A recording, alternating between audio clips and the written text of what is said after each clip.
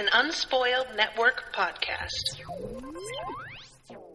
This is Spoil Me, covering The Wall of Storms, Dandelion Dynasty Book 2, Chapters 18, 19, and 20.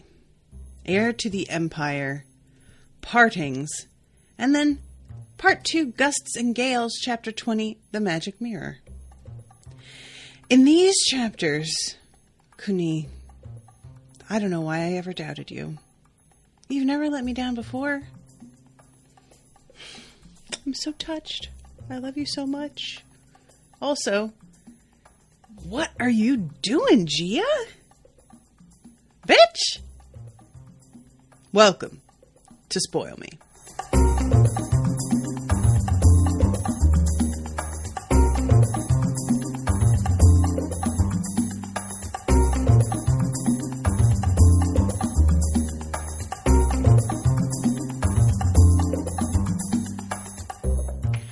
Welcome to the show, everybody. I am Natasha. Thank you very much to Kyle for commissioning this episode. Kyle is back in the chat. He says, we are back, baby. Yeah, guys, these chapters are the tits. I'm very happy about this. First of all, right out of the gate, I cannot believe that Kuni is already like, oh no, yeah, I just have to figure out how I can get everybody to accept my daughter as the heir. I thought this was going to be like he's eventually going to realize that it's going to, like, the daughter is the one. Bitch is ahead of me. He been knowing. He knows his kids. He's just like, oh, God, the issue isn't that I don't know she's the one. The issue is that everybody else is going to be a big pain in the ass about it. And I just have to start laying the groundwork down and be extremely cautious about it. And I literally can tell practically nobody. I can't even tell her own mother, because Gia is her mother, right? It's Gia, not the Rasana. And he basically, I had thought at first Gia is going to be happy because it's going to be like, I actually thought because Gia and Rasana have been sort of like, you know, butting heads and fighting over different aspects of the population and what should take precedence. I thought that we were going to have this girl being like nominated, for lack of a better word, as the thing that kind of brings the two of them together, that they can at least agree, okay, we both wanted our sons to be nominated for this, but he's choosing a woman. And while that is one of our children, it still benefits both of us ultimately to be taken seriously. I just hoped that could be a point of seeing eye to eye. But according to Kuni, Gia is so focused on stability and so concerned about whether things are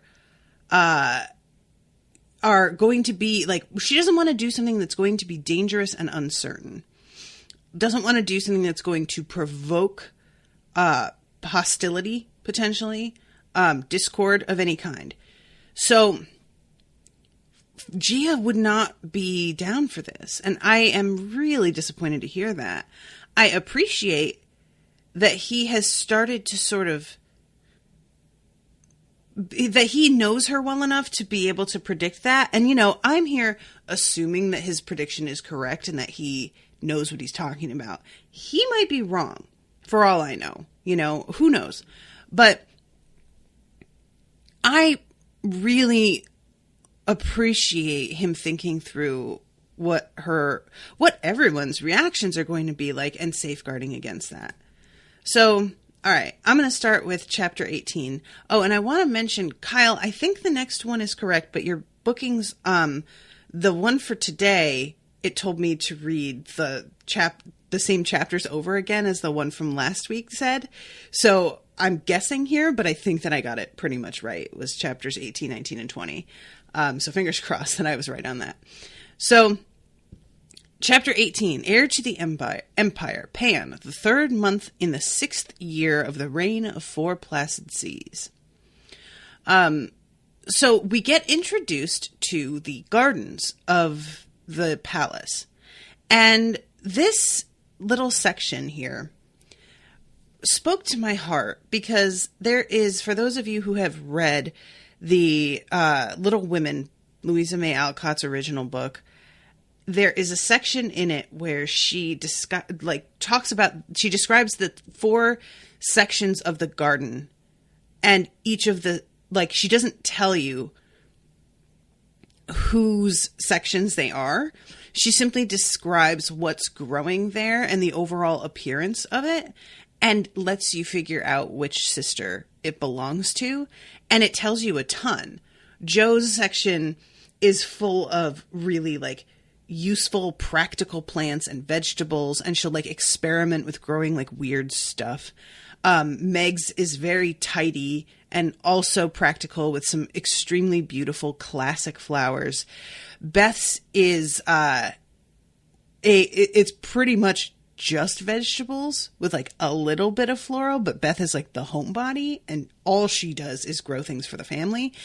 And Amy's has practically no vegetables, is not practical at all, is filled with gorgeous, elaborate, decorative flowers that she low-key doesn't know how to grow, and, like, a bower that's kind of a mess, and she is not weeding as much as she's supposed to, so overall the effect isn't really what she's after, and she tried to do too much.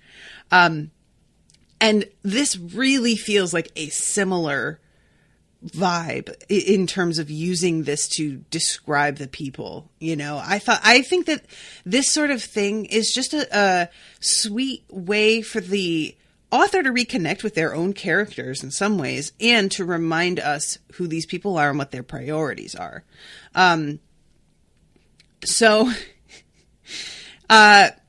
About equal in area to a medium-sized farm, it wasn't large by the standards of the old Tiro kings, who often had private hunting grounds and seaside resorts that took up thousands of acres of land.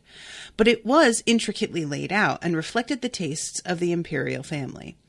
The western end of the garden belonged to Empress Gia, who had filled it with decorative flowers and useful herbs. Varieties of chrysanthemums and roses in every hue bloomed in coral and obsidian-lined planters arranged in concentric rings that echoed the whorls of individual flowers.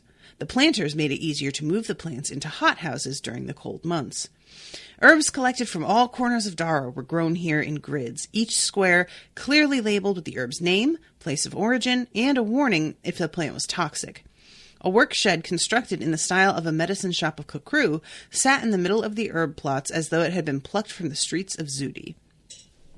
The eastern part of the garden belonged to consort Risana, who had chosen to build a maze made up of thick, trained hedges, deep lake rocks full of wrinkles and perforations that resembled massive sponges, coral formations taken from the sea, and small ponds that held schools of colorful carp and tranquilly reflected the sun like tidal pools. Herbs known for their mind-altering qualities were grown here and there, and Consort Risana sometimes entertained the children by practicing her smokecraft, turning the maze into a fantasy land filled with friendly immortals who provided sage advice, as well as mythical monsters who delighted the children with terrified fits of laughter. But the few visitors who had the privilege of being allowed into the garden all agreed that it was the central part of the garden, the emperor's own preserve, that was the most distinctive. So Gia's, again, she has this very practical, approach, because this is something that she really knows about, is growing things and the uses to put them to and whatnot. And later on we find out that, is it Kogo that's like really loves smoking weed and just keeps on like popping up to steal fucking marijuana is what I'm reading between the lines. And Risana's is much more about a dreamlike quality and a place to go to lose yourself and kind of, be reflective and it's meant to feel otherworldly and incredibly peaceful and almost meditative, but also exciting, you know? And I think that's a really interesting idea that she's got all of these like coral formations and things as well, and these pools of water. It's just I would really love to see this on screen and see how they decided to design these. So the deal with Kuni's part of the garden is that he's basically made a regular farm. He has a field that he will flood to make a rice paddy in the spring. And then he has a taro patch and a vegetable garden. And it just is a very traditional, ordinary farm-style garden that would be almost identical to what you would see a peasant living on if they owned a farm. It's him attempting to keep himself grounded. And I don't know if, like, for me, the idea of staying grounded is one of those things that's like, it is a constant battle. When I say staying grounded, what I mean is reminding yourself that, like, what logic is not all there is and all that matters. And my job is extremely up in my head. You know, I'm watching things, I'm being very critical of them, I'm discussing them and pulling them apart and examining things. My whole job is really, really up in the cranium. And it's easy to just sit at my desk all day and get sucked into this other aspect of life and never really like come back to earth and do the things that need doing that honestly make life way better. But I have trouble with it sometimes. The thing I do the most frequently that keeps me grounded is probably cooking. But there's other things like, I mean, this is something that I think can happen with depression also, is that depression keeps you up in your head thinking about everything awful. And you're not bathing, for example. You're not just like taking a shower and washing your body and caring for your body. You aren't cleaning your home and making it a pleasant place to be. These are all things that are grounding activities, and they are extremely important. But it's super easy for certain types of people to completely let them fall by the wayside in favor of mentally being over involved in something else. And there are a lot of studies out there that say the internet's accessibility has led to people like getting up in their heads more easily than they used to and having a difficult time because like things didn't used to be as accessible. It's not the internet's fault that we're doing this. It's that we as a human race are not used to being able to find literally anything we need, any moment we need it. And we aren't really, like, we haven't evolved to be equipped to self-regulate very well. So we get sucked down, for example, a Wikipedia rabbit hole. And then when we come to the surface 2.5 hours later, we realize that we forgot to eat. And we're just like, oh, shit, right. And this is the sort of thing that I fall into that trap terribly. And I'm really, really working on it. And exercise as well is a grounding thing that I'm really, really bad about. So this thing with Kuni is extremely smart. In my opinion, the fact that he, after all this time, is actually continuing this work and doing it steadily and overseeing the garden to the point that it feels he is the only one doing the work out here. Now, that may not be true. He may have servants that go out and weed in the times that he is too busy to come out.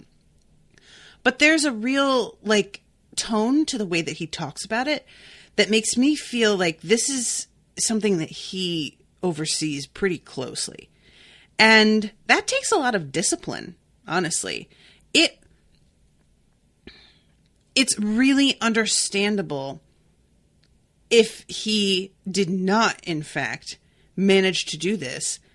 That would be something that I would be very sympathetic towards, that he didn't have time for it, that it had sort of lost its importance in his mind. I wouldn't be mad at him about it.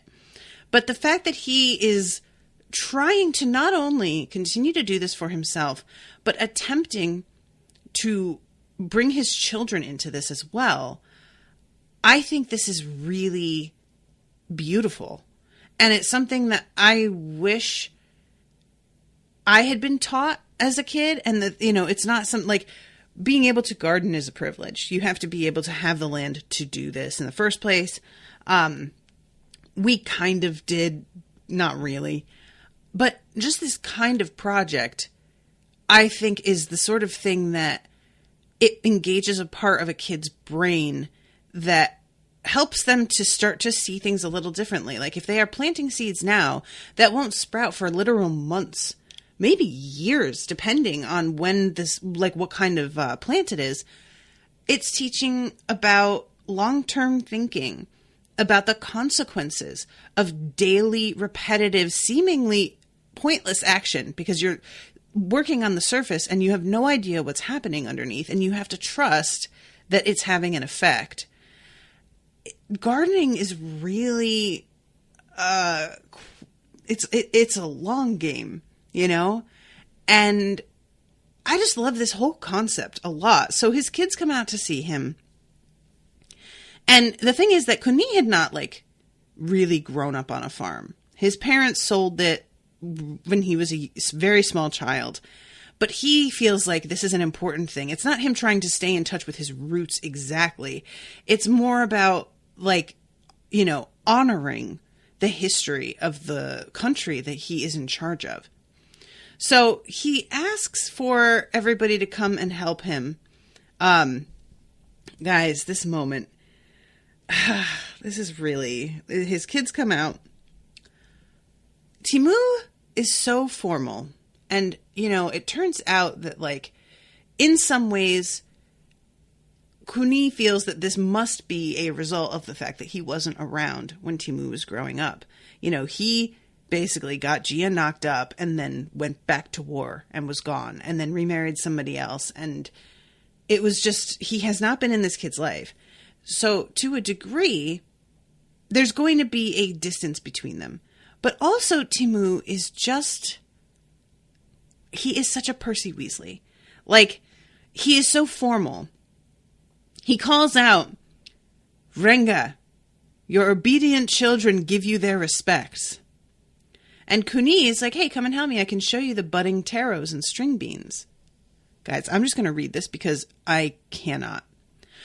"Most revered and honored father, this is a most delightful invitation that humbles me. Your solicitude of the well-being of the lowliest subjects of Dara is unprecedented. To debase yourself to perform the task of coaxing sustenance from the earth is akin to a Cruben deigning to act the part of a mere shrimp. By experiencing the life of the common people, the virtuous sovereign may feel himself closely attached to the people. Indeed, Konfiji, the one true sage, once said—" "It's all right, Timu," Kuni interrupted him. He was still smiling, but a hint of impatience was in his eyes. "All you have to say is, 'I'm busy, thanks but no thanks.'" Master Ruthie indicated earlier that there are some important lessons he wishes to impart to his foolish student. I am caught by the difficult position of having to obey my father, sovereign of the empire and mold of my body, and my teacher, sovereign of the realm of knowledge and author of my mind. And Kuni is just finally like, "Oh my god, you need to go. Just fucking do it. Go, please." And Timu just leaves. And Kuni is sort of laughing to himself. But he thinks to himself, "I know well that you think it's beneath you to dig in dirt and perform physical labor because you think Konfiji meant it literally when he said that menial tasks made the mind mean. Sometimes I wonder if reading so many books is a good thing. Why are you so unlike me?" So first of all, menial tasks makes the mind mean. When he says don't take that literally, what I take it to mean is simply that people need to have a higher purpose and objective than just the drudgery of everyday work. That doesn't mean you just get to not do this. Because that's like the implication of that is then, oh, all servants are just mean, you know, and that's certainly not the case. It's just a really convenient thing that somebody who didn't want to do the work probably said. Let's be honest. Because Confiji, I just think Confiji's full of shit, but what are you going to say? And then the finish of, why are you so unlike me? Guys, this breaks my heart because Kuni does not want to feel this way about his child. He hates this. He tries so hard to connect with this kid over and over again, and it's just not really happening. And again, he claims that, you know, it's because of them not having a relationship from him being a child, but I can't help but think this is just who Timu is, and I don't know even if Kuni had been around, it would have changed anything about who Timu is and how he thinks. Because let's be real, there are a lot of parents out there who just do not understand their children, and that isn't necessarily a product of a huge gap in physical distance when they were growing up. Physical distance isn't a barrier if you connect on other levels. That's not going to matter ultimately. And I really this is one of those things that has made me, as I've gotten older, you know, I am not somebody who wants kids, and I'm very confident with feeling that way at this point in my life. But there have been a lot of moments throughout my life where I have sort of stopped and thought to myself about the pros and cons of it and why I feel that way. And a huge part of it is things like this. What if you have a child that you don't get along with? And like, how do you, you know, and the adult thing is you figure it out. But I am not somebody who wants to invite that into my life, even the possibility of it. And I think a lot of people go into parenthood with the idea that that's simply not that if you are a good enough parent who cares enough about your kids, that you will simply avoid this entirely, that you will find something to connect. You just have to try harder. I don't really buy that. I think you can try your best, and that doesn't necessarily mean, first of all, that the other person's going to also try. It takes two parties to create a relationship that works and functions, and especially when it feels very heavy on compromise. But also, do you want a relationship that feels like a constant chore? I feel that this sort of thing is way more common than we like to admit it is. And when it happens, we like to blame one party or the other rather than acknowledge that there are times when people's personalities simply are not compatible. And it's a really unfortunate thing when it happens with a parent and child, but you know, parents who have more than one child will confess that they have a favorite, even though they know they're not supposed to. They definitely do. And there are going to be people who deny that. I'm going to be honest with y'all. I don't believe you. I think you try not to have a favorite, and that's admirable, but I think you're being dishonest if you try and claim you don't at all. So that's Timu. Then he goes to Firo, and it's just like, hey, what about you? And Firo literally says, duh, I'm busy. Thanks, but no thanks. Says the exact thing that Kuni said. And he asks, what are you busy with? And he says, Captain Miro promised to see me and tell me more about how he got those scholars to start drinking instead of rioting. And I want to ask Auntie Jin and Uncle Theka for tales about the hegemon. So Kuni lets him go, but thinks to himself about the fact that Firo is really into the romance, as he puts it, of daring and war. This is a kid who for him, all of what the country has gone through is a story. He didn't understand the suffering of it and the strife of it. So he's a summer child, as it would be in Song of Ice and Fire. There are children of winter and children of summer, and children of summer have lived an easy life that has made them soft. I would say made them unprepared. And that doesn't mean that they can't get there, but it takes a lot more work to come at it from the angle of somebody who really doesn't understand what it can be like.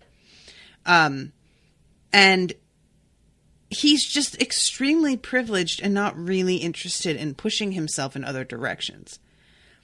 Farah, the youngest, comes running up to Kuni and just grabs him around the legs and is just like, I love playing in the dirt, and then runs directly into the rice paddy, even though she's got this like incredibly expensive silk dress on. Then there's Thera, and she comes up to Kuni and she's like, all right, they spilled all the water. I guess we should go back and refill these. Like, she immediately is like, here's the action we need to take. I'm going to tell you what it is. Now let's go do it. This bitch, I heart her. She is just everything to me. So she's carrying the bucket, and he shows her how to put like a plank on the top of the water that sort of stills it as she walks so that it doesn't splash everywhere, which I thought was pretty neat. And he compares this to being a ruler. And there are always competing forces that threaten to make waves. It's the ruler's job to find a way to balance them. And she's like, well, why not just set it down so that it won't be like bumped all over the place? And he says we'd be left with a bucket filled with dead water and nothing would grow. Forward motion is essential. Change is the only constant. Thera couldn't help but feel that this speech had perhaps been rehearsed and intended for her brothers, but she was glad to have this moment with her father. Guys, can we just reflect for a second? Getting emotional. She has no idea that he sees her. She doesn't know that he is fully aware of how amazing she is and how smart she is. And when he says this to her, she thinks it was for them, and that she's just like the second choice, that, well, I had this all ready to say to them, but I guess you're fine. And I feel so bad for her about that. Like, I don't know why that made me so emotional, but it's like, she just doesn't know that her father has a capacious mind, as she would put it. And the idea that she underestimates him really in a way that I underestimated him as well.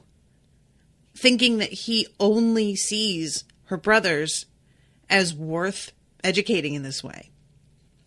I cannot wait for the time when she realizes that her father knows and has been planning this and has been aware. I can't wait for her to realize. And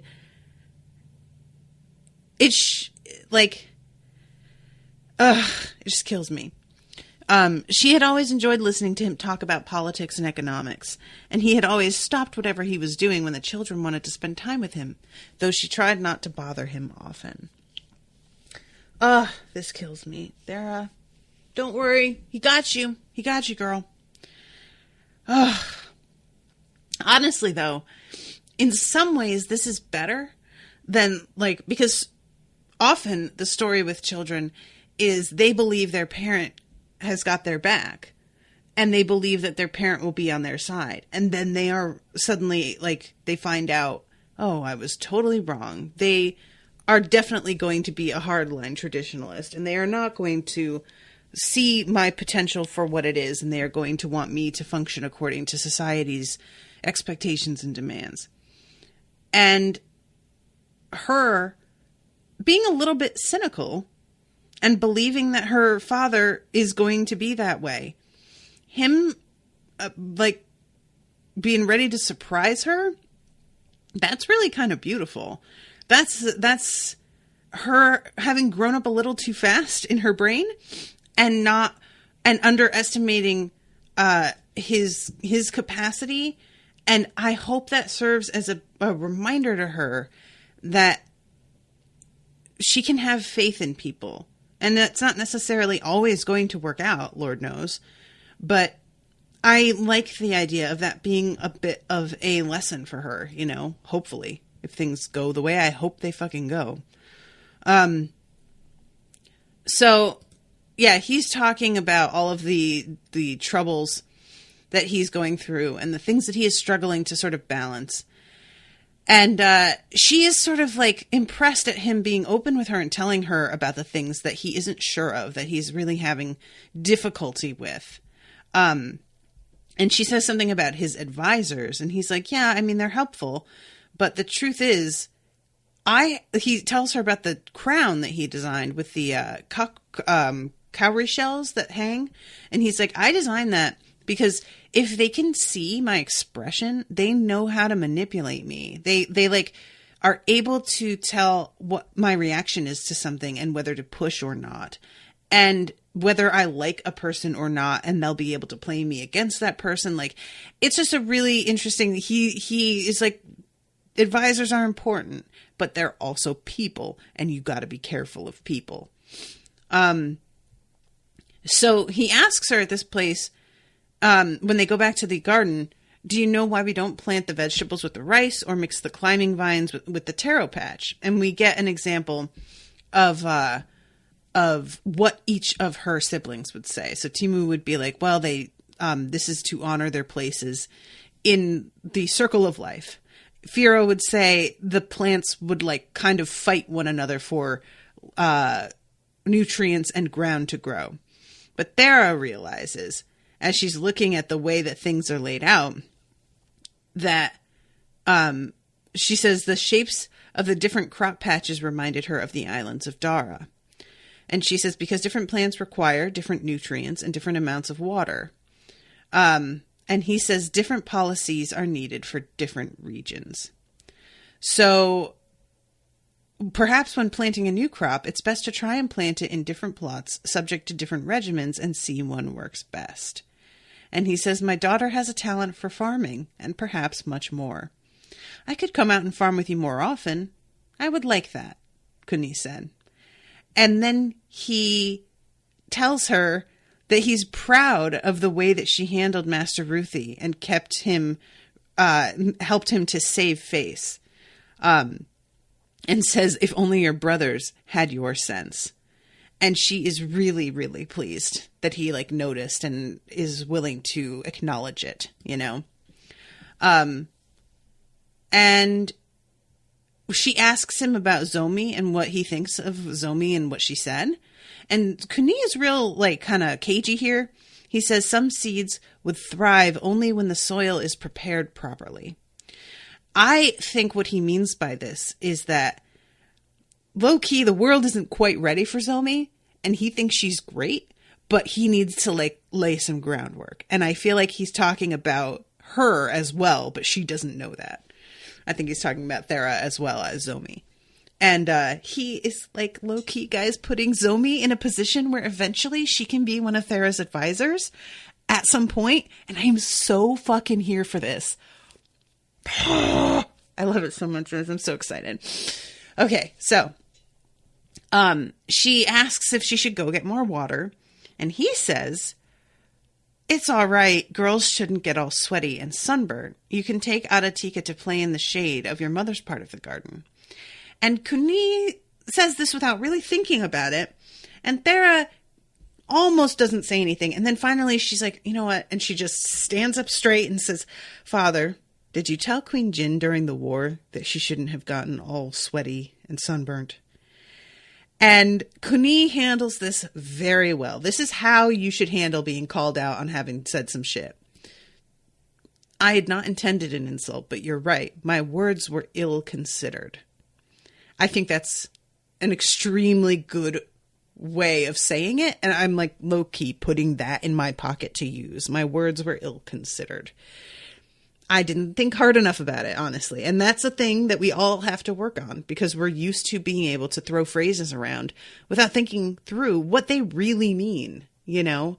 And I love the fact that he doesn't get defensive. He doesn't say, I didn't mean it like that. I mean, you're here, aren't you? Obviously, I don't feel that way. I let you help me in the first place.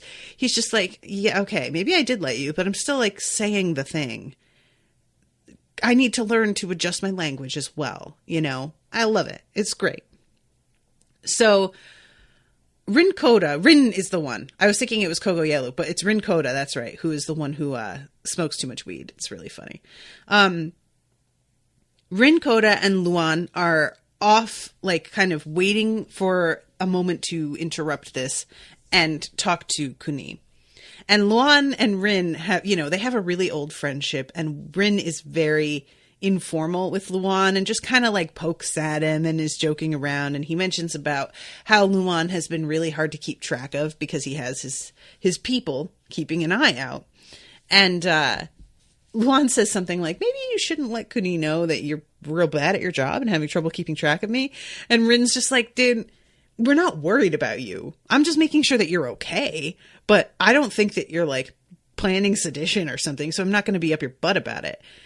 I just really don't understand the kind of person you are that doesn't want to be at court and wants to like disappear into the thick of humanity. Like, it's weird, And I really liked this.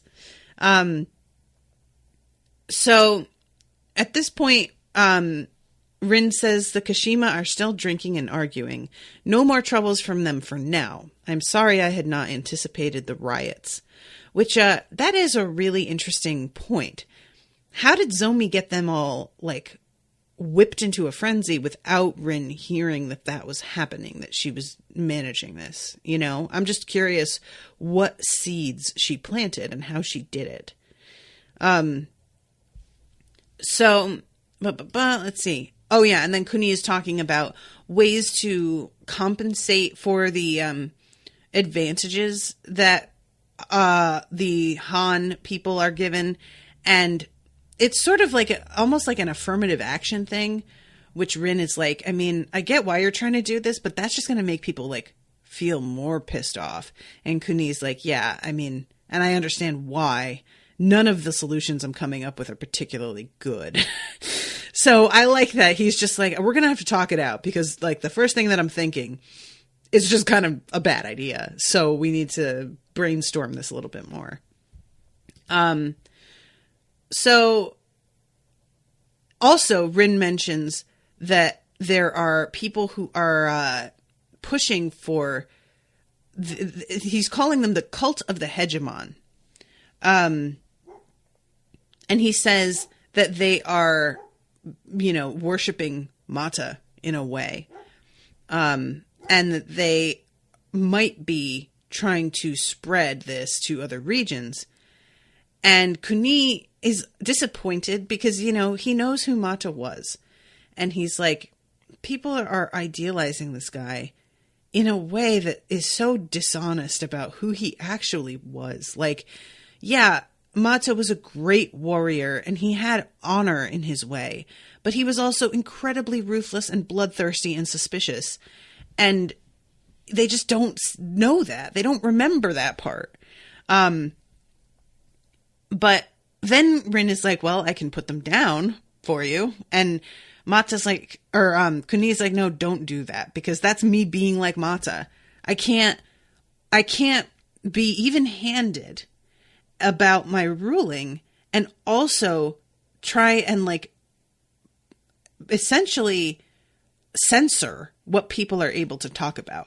And not only would that accomplish the opposite of what I want in terms of how I behave, that will make me look to them like even more of an enemy and will seem to give what their complaints are about me already more substance and legitimacy.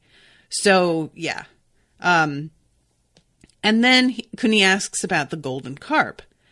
And I love this so much, you guys. Rin says, well, the parents of the young women sometimes require more persuasion, especially when they're wealthy. Then focus on the poor, said Kuni. Those enjoying fewer advantages from the way things are may be more ready to be persuaded. And Rin's like, okay, I'll give it a shot. He walks away, and fucking Luan is just like, are you... what is he talking about? Are you trying to get beautiful women for like some sort of... what are you doing? And I love this so much because it is so funny. He really like continues on thinking that he knows what he's talking about. As Kuni realizes what Luan heard and the way he misinterpreted it and is trying so hard not to laugh.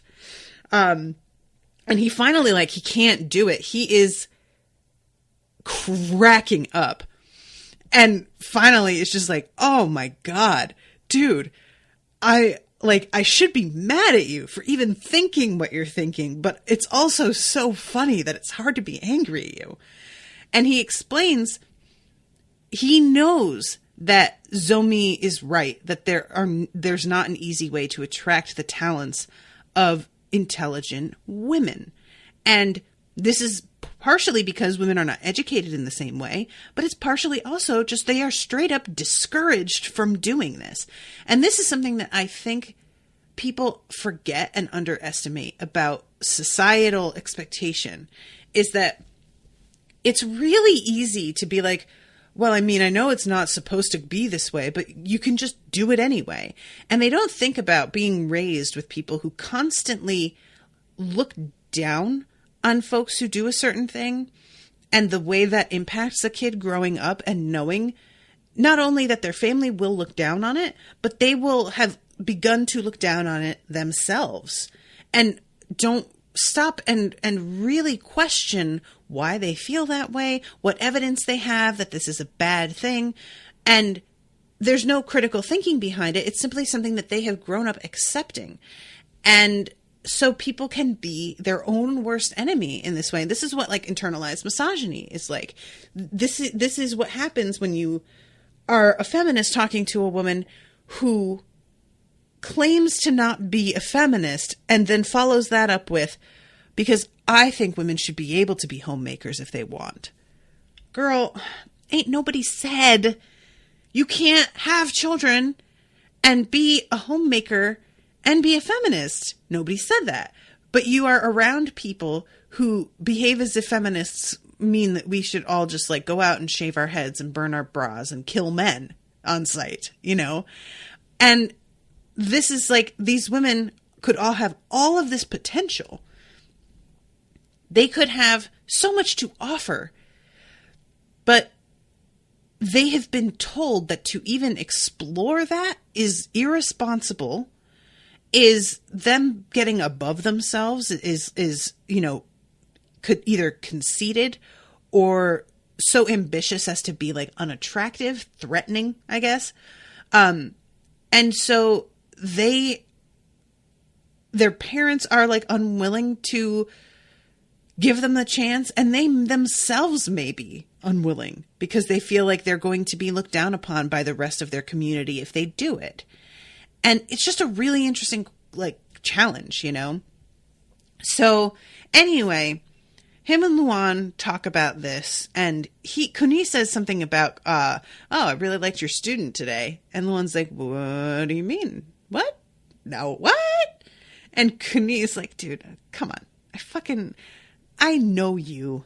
I heard you all over that. And he's like, and it's not that she's not entirely original with what she's saying, because she is. But like the way that she presented this whole thing, it just smacked of you. Like, yeah, I knew. Okay. And then Luan tells Kuni that he wants to go off basically in exploration for the end of the world, the North. The land of the immortals is what he talks about. I am dying to know what the fuck this looks like.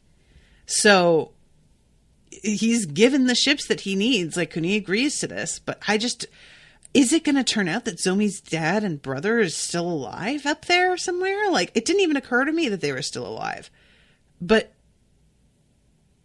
God, they might be. So let's see. Oh, right. I forgot about this. I highlighted this. He says the name of the book. A young dynasty must pass through a wall of storms before the first succession, no less treacherous than the mythical walls in your ancient tomes. If we succeed, this empire might last as long as the 7 states. If we fail, my fate will be no different from that of Mapidere. And yeah, essentially, he's like, I need to make sure that secession passes peacefully, and otherwise, somebody's going to swoop in and just fucking undo everything that I have worked to do. And, you know, he has some sympathy for the previous emperor in being afraid of that. And talks about how he's really trying to take better care of himself physically as well, so that he'll live longer, because he wants to not die before he's, like, prepared the stage a little bit better. So he asks Luan straight up, if you were going to pick one of my kids to be emperor next, who would you pick? And Luan's extremely cautious about really saying one or the other. He like names some advantages of personality of each, but he's not really willing to be like, they'd be great at this. He says, if they were properly advised, to which Kuni is like, yeah, see, if they were properly, like, it all depends on everyone around them. And you can't do that. You can't depend on everyone around them. They have to have the critical thinking skills to be able to tell if somebody is lying, if somebody has an agenda, you know, like, so finally he realizes what Kuni is getting at. And he looks at him and is like, oh my God, no shit. Are you going to do that? And he's like pleased by it. You can tell. It's just, he's very startled. And Kuni is like, what do you think? What do you think? And he's like, oh, I mean, it'll take a while to get this, like, to be okay for people. And Kuni is like, oh yeah, it's going to be a minute. Like, I need to work on it. And he says, that he, where is it? I'm trying to find exactly how he figures this out. Oh, right, here it is. Thera is the only one who has the judgment, the instinct for politics and theater to grasp the helm of the empire. She gets along well with both of her brothers, and with her assent, she'll be able to find ways to moderate their rivalry and find ways for both of them to help her. Something that neither of the boys can do on their own. But, he says, I have to pave the way and make sure nobody knows what I'm doing.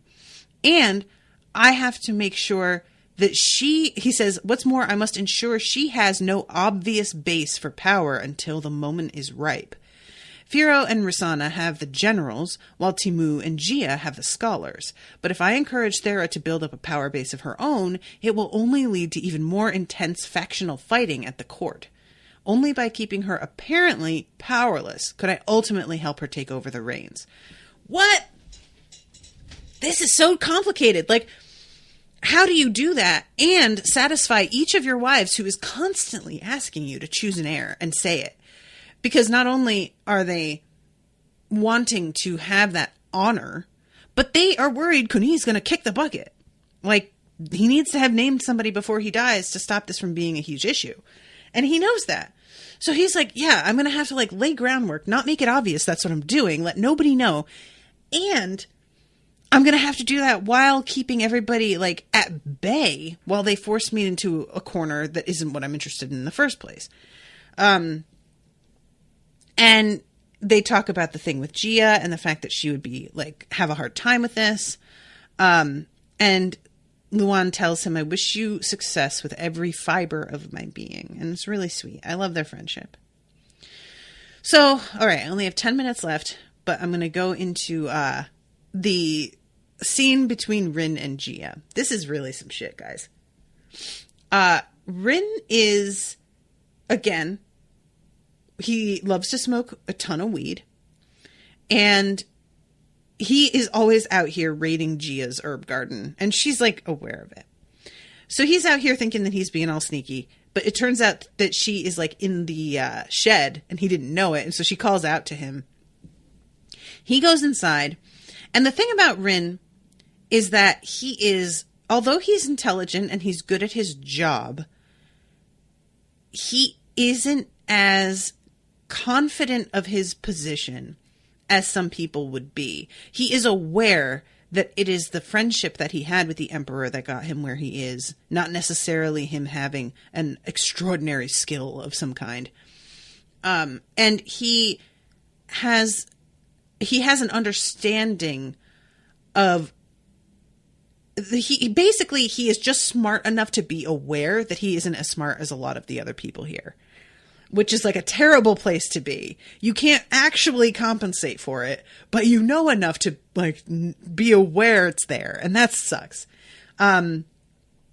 So he is in like the perfect position for Gia to manipulate him and make him feel wanted, talented, and cared about without it being so obvious to him that he's being played.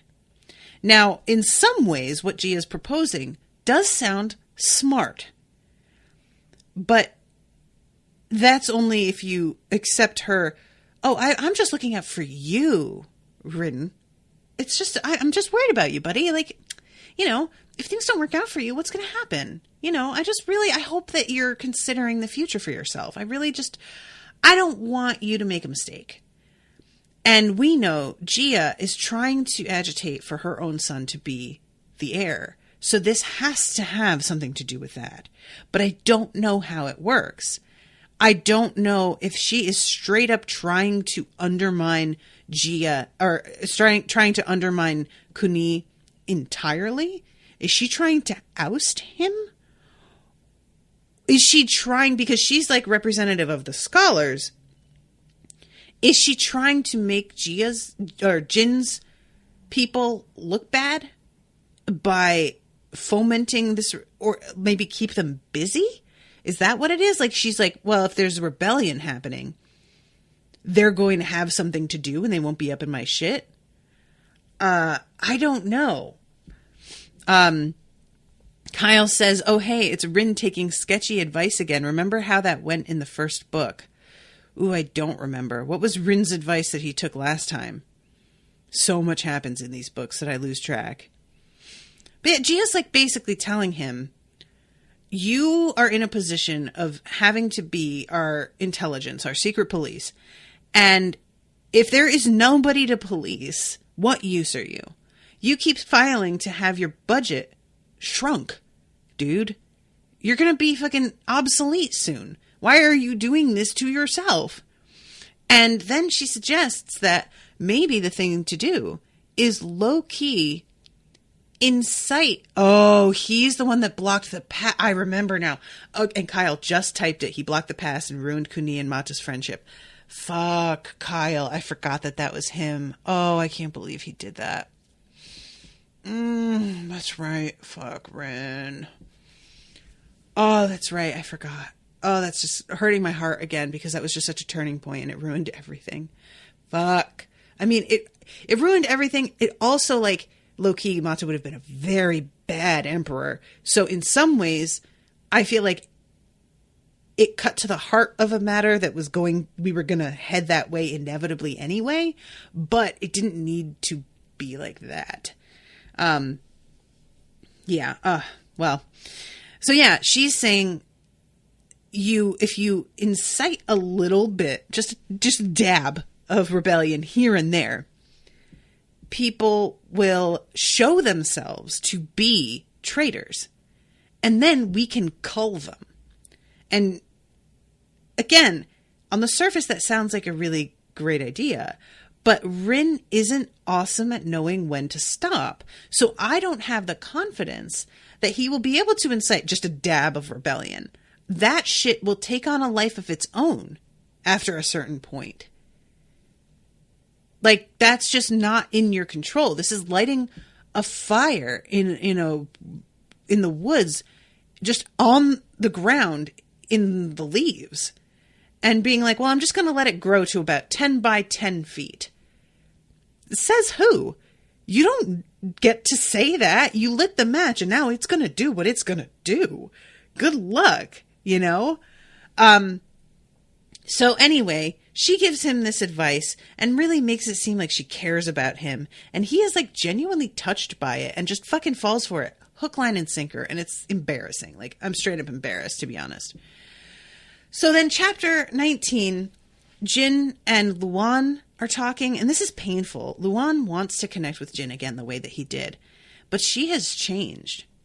And there's a moment when Zomi comes up to talk to them that Luan can see Jin is extremely offended that Zomi does not pay her the respect she believes that she is due as a queen. And Luan is extremely disappointed to see Jin react this way and just feels like, wow, she has really gotten kind of arrogant. And I had forgotten that Jin is the one that they went to advocate for Zomi. Yeah, it's just a weird scene. And he says that he doesn't know what to make of the fact that they even know each other, but he can see that Jin is very reticent to acknowledge it. So he decides to leave it alone. But yeah, Luan it seems like he really feels he and Jin have grown out of each other and there isn't there's no common ground, and Jin is not willing to play the long game like she should. She is just going to put herself out there full blast and hope for the best. And he's extremely concerned about the long-term advantages and disadvantages of that. And they take a walk. Zomi is supposed to walk with him for like 10 miles on the way to wherever he's going. And she asks him, what if I were to tell you that I've done something terrible, something that would change the way everyone sees me? I don't know what she's talking about. This isn't about the fight in the bar at the beginning of the book, is it? This has got to be something else.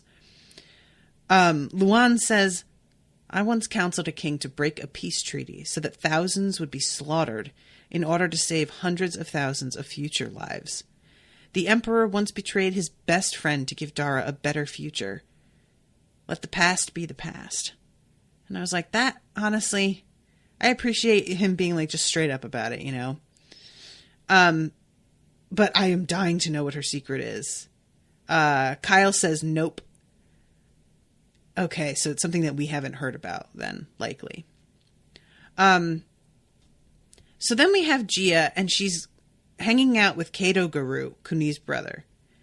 And what it is that she's doing is she's trying to suss out exactly why Zomi was allowed to like she thinks that he signed the paper for the recommendation, and he realizes like, oh, she thinks this is me because she was pissed that Zomi got allowed through and like embarrassed her son, basically.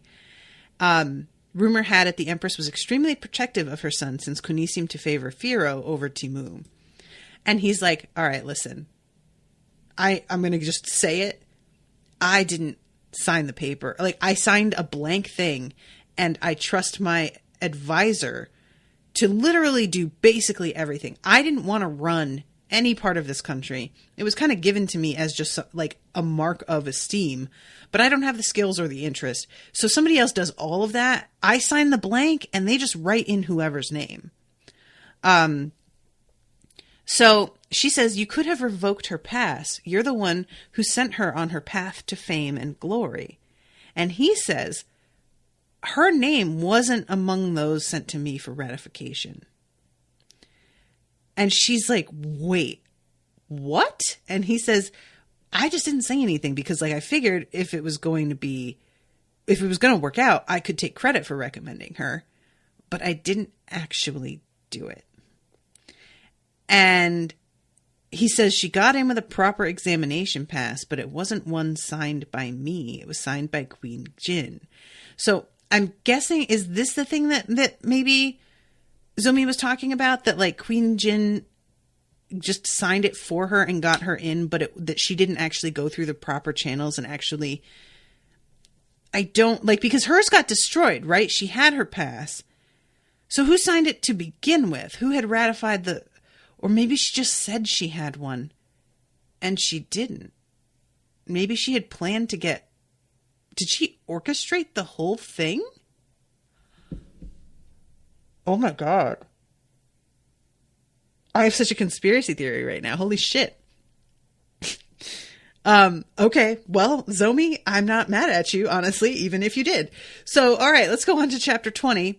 I'm at time right now, but this is a pretty quick chapter, to be honest. It's called The Magic Mirror.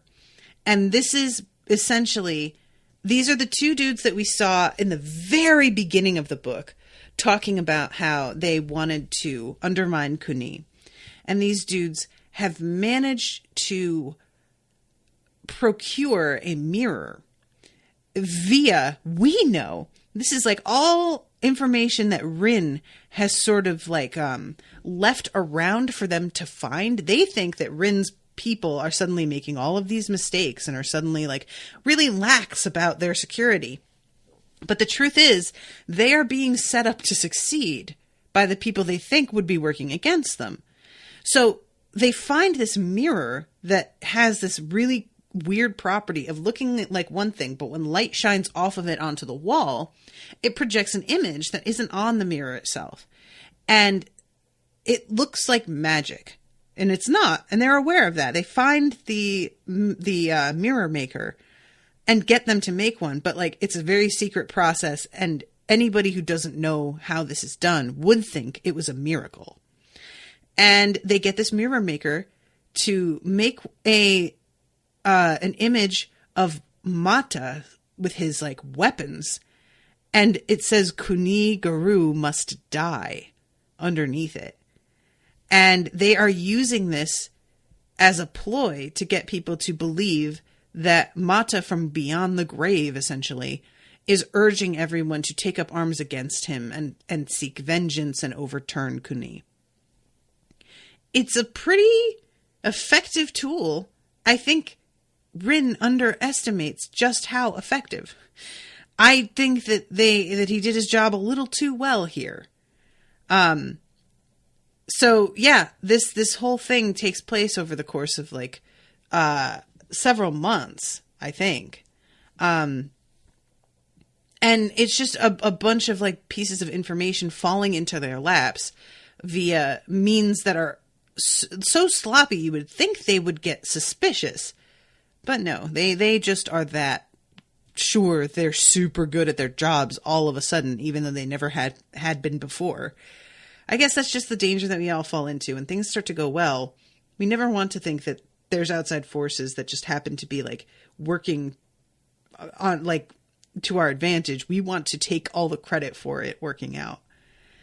But yeah, so I'm worried about it. Not gonna lie. All right, well, I'm going to wrap this up, but thank you very much, Kyle, for commissioning these episodes. This has been super fun. I'm loving this book. I cannot wait to find out what happens a little bit later. I'm dying. And Rin, just shut up, dude. You are so bad at your job, guy. All right, guys. Thank you again for listening, and I'll see you soon with a new episode. Until then, toodaloo, motherfuckers.